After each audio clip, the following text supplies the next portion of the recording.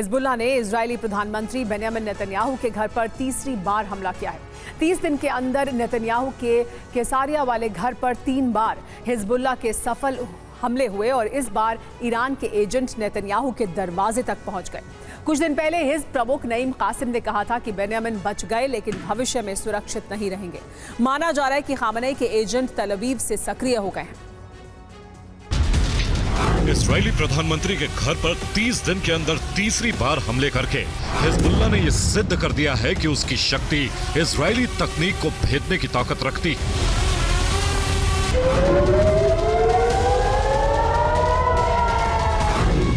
और वो जब चाहे इजराइल के वीवीआईपी घर को टारगेट बना सकता है।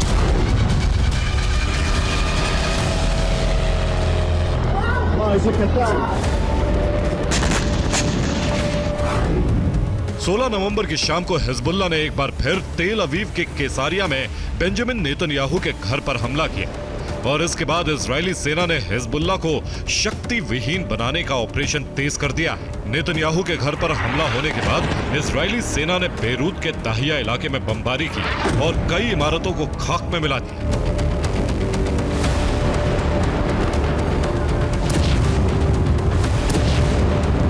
इजरायली प्रधानमंत्री के घर के सर्विलांस कैमरे में हमले की तस्वीरें रिकॉर्ड हुई।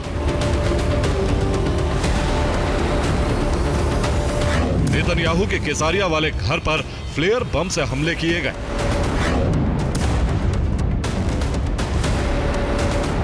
फ्लेयर बम की रोशनी और धुआं नेतन्याहू के घर के करीब नजर आ रहा है।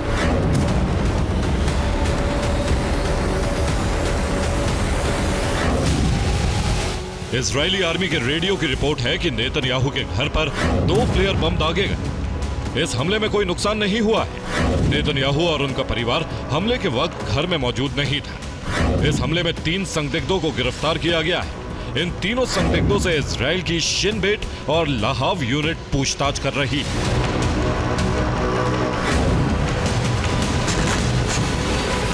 माना जा रहा है कि ईरान और हिजबुल्लाह के एजेंट्स ने नेतन्याहू के घर पर हमला किया है।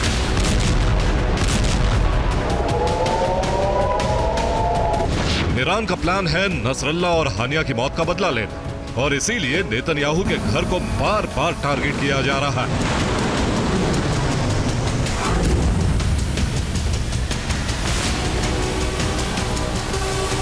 हिजबुल्लाह ने तीसरी बार नेतन्याहू के घर पर सफल हमला किया है। हैरत की बात यह है कि प्रधानमंत्री के घर की रोड पर भी सुरक्षा रहती है, तो हमलावर कैसे बंगले के इतने करीब पहुंच गए?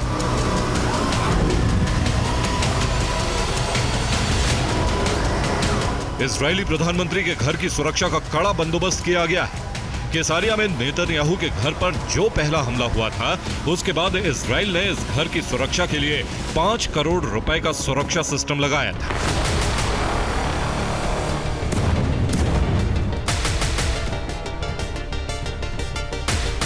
इसके तहत 5 लेयर का सुरक्षा तंत्र तैयार किया गया था। पहली लेयर में आयरन डोम को तैनात किया गया था। दूसरी लेयर में अमेरिकी एयर डिफेंस सिस्टम पेट्रियट है। तीसरी लेयर में इजराइल ने अपने स्वदेशी air defence system David sling को लगा रखा है। चौथी लेयर में इजराइल की ड्रोन गन आर्मी मुस्तैद है। 5वीं और अंतिम लेयर में ड्रोन के काल ड्रोन किलर लेजर।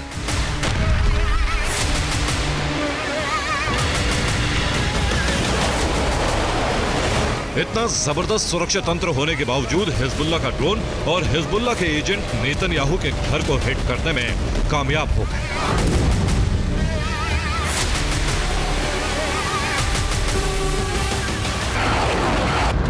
नेतन्याहू के घर पर हमले के साथ साथ हिजबुल्लाह ने हाइफा पर भी ड्रोन हमले किए।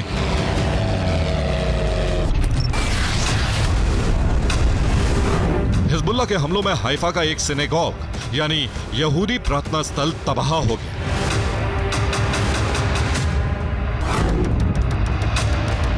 नईम कासिम और खामनेई के एजेंट नेतन्याहू की हत्या की कोशिश में जुटे और इजरायली शहरों पर बारूद बरस रहा है।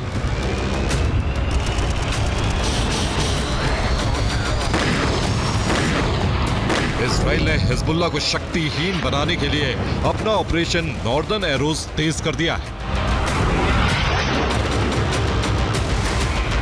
17 नवंबर की सुबह इजरायली वायुसेना ने बेरूत के बाहरी इलाके में ताबड़तोड़ बमबारी करके कई इमारतें जमींदोज कर दी।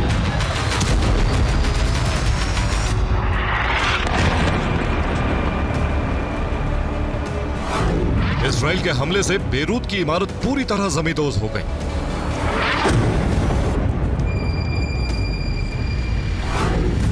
बहुमंजिला इमारत गिरने से कई मीटर ऊंचा मलबे का ढेर लग गया और रेस्क्यू टीम लोगों की तलाश में मलबा हटाने लगी। 17 नवंबर की सुबह इजरायली वायुसेना के धमाकों से बेरूत दहल उठा। बेरूत के अलग अलग इलाकों से काले धुएं के गुब्बार उठने लगे।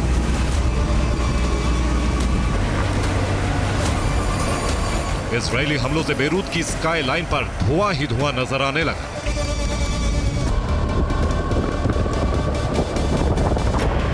सत्रह नवंबर को इजरायली वायुसेना ने बेरूत के बाहरी इलाकों में जबरदस्त बमबारी की और रिपोर्ट है कि इजरायली थल सेना का ग्राउंड ऑपरेशन भी उत्तरी लेबनान की तरफ बढ़ चुका है।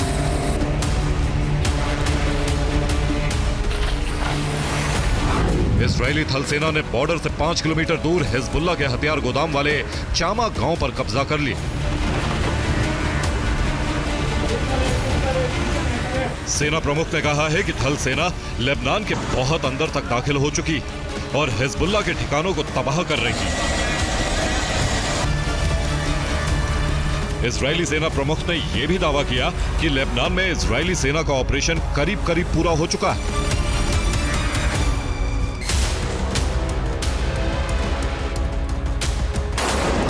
इजरायली सेना प्रमुख का दावा है कि दक्षिणी लेबनान में इजरायली सीमा से सटे हिजबुल्लाह के ज्यादातर ठिकाने तबाह कर दिए गए हैं।